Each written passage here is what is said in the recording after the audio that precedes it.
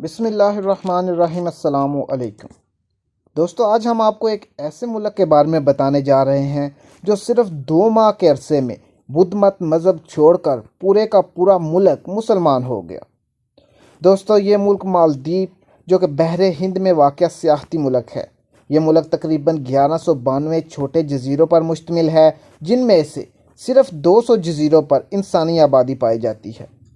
مالدیپ کی 100% آبادی مسلمان ہے، جبکہ یہاں کی شہریت لینے کے لیے مسلمان ہونا ضروری ہے۔ لیکن اس سے بھی دلچسپ کہانی آگے آ رہی ہے کہ پورے کا پورا ملک کیسے مسلمان ہو گیا۔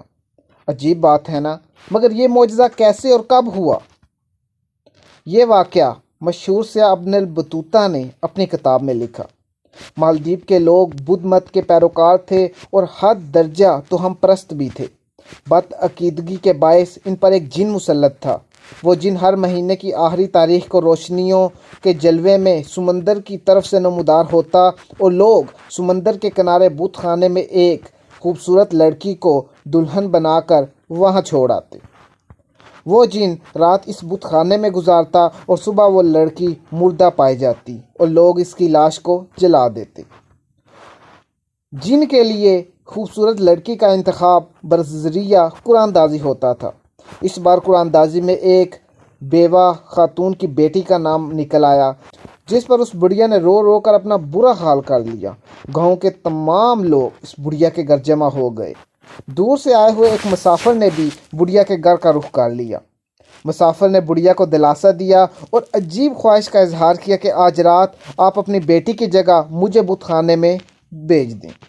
پہلے تو وہ لوگ خوف کے مارے نہ مانے کہ جن اگر غصہ ہو گیا تو اس کا انجام برا ہو سکتا ہے، لیکن وہ راضی ہو گئے۔ مسافر نے وضو کیا اور بت خانے میں داخل ہو کر قرآن پاک کی تلاوت شروع کر دی۔ جن آیا اور کبھی واپس نہ آنے کے لیے چلا گیا۔ لوگ صبح سویرے بت خانے کے باہر جمع ہوئے تاکہ لاش جلائی جا سکے، لیکن مسافر کو زندہ دیکھ کر وہ سکتے میں آ گئے۔ یہ مسافر مشہور مسلم عالم اور سیاح ابو البرکات بربری تھے۔ ابو البرکات کی آمد اور جن سے 2 ہاتھ ہونے کی خبر جنگل میں آگ کی طرح پھیل گئی۔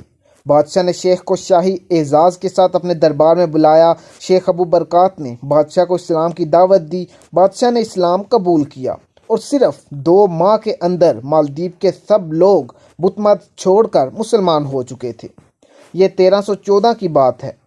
اس مبلغ اور دائی نے مالدیپ کو اپنا مسکن بنایا، لوگوں کو قرآن و حدیث کی تعلیم دی، ہزاروں مسجدیں تعمیر کی اور مالدیپ میں ہی فوت ہوئے اور اسی مٹی پر دفن ہوئے۔ کہنے کو تو ابو البرکات بربری ایک شخص کا نام ہے، لیکن وہ تنہا پوری امت کا کام کر گئے۔ آج بھی ان کو برابر اجر مل رہا ہوگا۔